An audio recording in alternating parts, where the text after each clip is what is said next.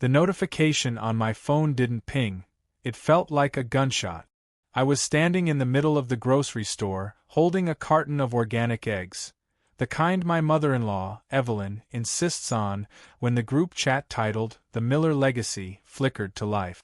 I expected a grocery request or a photo of my niece. Instead, I saw a poll. A literal digital poll. The question, written in Evelyn's chillingly formal prose, read, "Given recent developments regarding the family estate and the necessity of a united front, is Elena still a suitable fit for the Miller name? Please cast your vote. Yes, no, or abstain." My heart didn't just race. It felt like it was trying to claw its way out of my chest. My thumb hovered over the screen, shaking so violently I nearly dropped the eggs. I watched the bubbles appear. 5 members were typing. My husband, David, was one of them.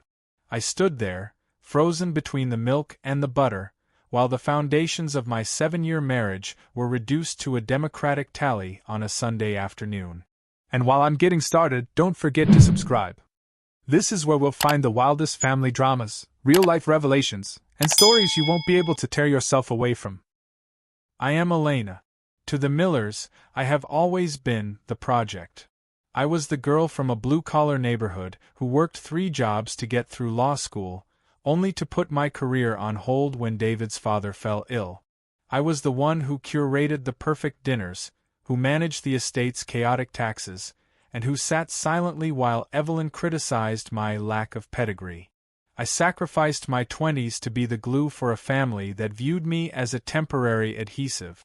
David is complicated. He is a man of soft edges and loud silences. He loves me, I know that, but he fears his mother more than he values his own soul.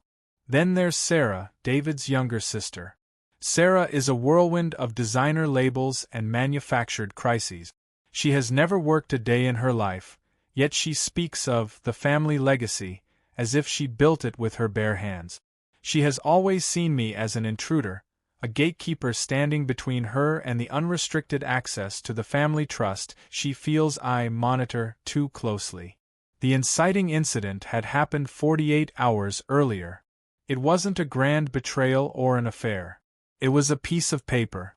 I had discovered, while auditing the family's quarterly expenses, that Sarah had borrowed nearly $200,000 from the inheritance fund intended for David's sickly younger brother, Leo's, long-term care. When I brought it to Evelyn, expecting outrage, she looked at me with a cold, glassy stare and said, "Family protects family, Elena. You wouldn't understand. You're just a steward." I told her I couldn't ignore it. I told her it was illegal. I told her that if she didn't make Sarah pay it back, I would have to report the discrepancy to the board of the family foundation. That was my sin. I chose integrity over the legacy. Now, back in the grocery store, the first vote came in. No. It was from Sarah. Of course. A second vote followed seconds later. No. That was Evelyn. My breathing became shallow, rhythmic gasp. I left my cart in the aisle and walked out into the biting winter air, the cold hitting my face like a slap. I waited for David's name to appear. I waited for him to call me. I waited for him to burn the group chat down in my defense. David is typing. The dots danced on the screen. My mind spiraled back to our wedding day. He had whispered in my ear that I was his home. But as I sat in my car, staring at the phone, I realized that home was being demolished by the people who were supposed to be my kin. The screen updated. Abstain. David hadn't voted yes. He hadn't fought for me. He had chosen to be a ghost in his own marriage. The betrayal tasted like copper in my mouth. I drove home in a trance, the silence of the car louder than any shout.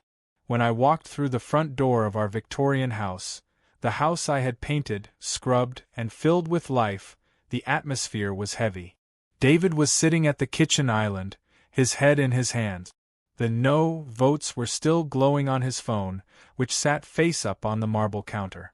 "Did you see it?" I asked, my voice a jagged shard of glass. "Elena, you shouldn't have threatened Mom," he whispered, not looking up. "She's built this world. You're making it hard for everyone." Making it hard? I stepped closer, the rage finally bubbling over the fear. Your sister stole money from your disabled brother's care fund. I am trying to save this family from a felony, and they are voting on whether I should be your wife. It's just a way for them to express their frustration, David said, finally looking at me. His eyes were red, but they weren't filled with fire. They were filled with a pathetic, wilting plea for me to just be quiet again. If you just apologize to Sarah and Evelyn, we can make this go away. The vote doesn't actually mean anything legally, it's just symbolic. Symbolic of what, David? That I'm an employee you can fire? That our marriage is a contract subject to a board meeting. Suddenly, the front door swung open. Evelyn and Sarah walked in as if they owned the oxygen in the room. Sarah was smirking, her phone clutched in her manicured hand like a weapon. Evelyn looked regal, her coat draped over her shoulders, her expression one of bored disappointment.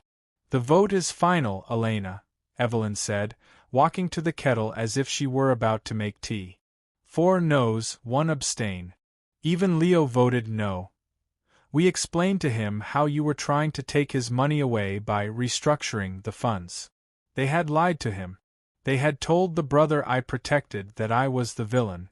The cruelty was so precise, so surgical, that for a moment I couldn't breathe. I have the documents, I said, my voice dropping to a low, dangerous hum. I have the bank transfers from Sarah's account. I have the emails. You think a vote changes the truth? Sarah stepped forward, her face inches from mine. Nobody believes the help, Elena. You've spent 7 years playing house, but you'll always be the girl from the wrong side of the tracks. We've already contacted a lawyer. We're offering you a settlement to sign the divorce papers and a non-disclosure agreement.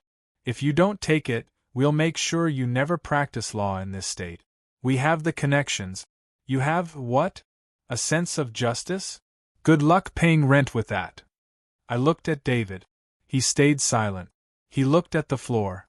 In that moment, the man I loved died. The version of him I had built in my head, the protector, the partner, was a fiction. He was just another brick in their wall. Is this what you want, David? I asked. He didn't answer. He just reached out and touched the abstain button again on his screen, as if trying to hide.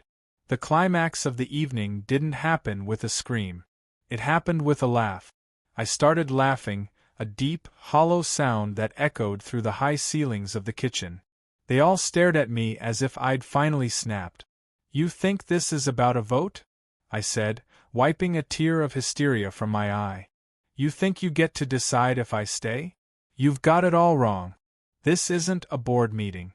This is a crime scene, and you've all just left your fingerprints on the evidence. I pulled my own phone out. I hadn't been crying in the car. I had been uploading. While you were busy counting your no votes, I sent the full audit trail to the Foundation's independent auditors and the district attorney's office. I didn't do it because I'm spiteful. I did it because I'm a lawyer, and I'm done being a steward for a den of thieves. Evelyn's face went from pale to a sickly, mottled gray. Sarah's smirk evaporated, replaced by a look of sheer, unadulterated terror. You wouldn't, Evelyn hissed. You'll destroy David too. David destroyed himself when he clicked abstain, I said, looking directly at my husband. He chose a side by refusing to choose me. The following hours were a blur of screaming, begging, and then, the inevitable guilt-tripping. Evelyn tried to remind me of the family we had built. Sarah tried to claim she was mentally unwell when she took the money. David finally found his voice, sobbing, telling me he was just trying to keep the peace. But the peace was a lie. I walked upstairs, packed a single suitcase with my essentials, and left the Miller legacy behind. As I walked out the door, Evelyn shouted that I would be nothing without them. She was right about one thing: I would be nothing to them. But to myself, I was finally everything.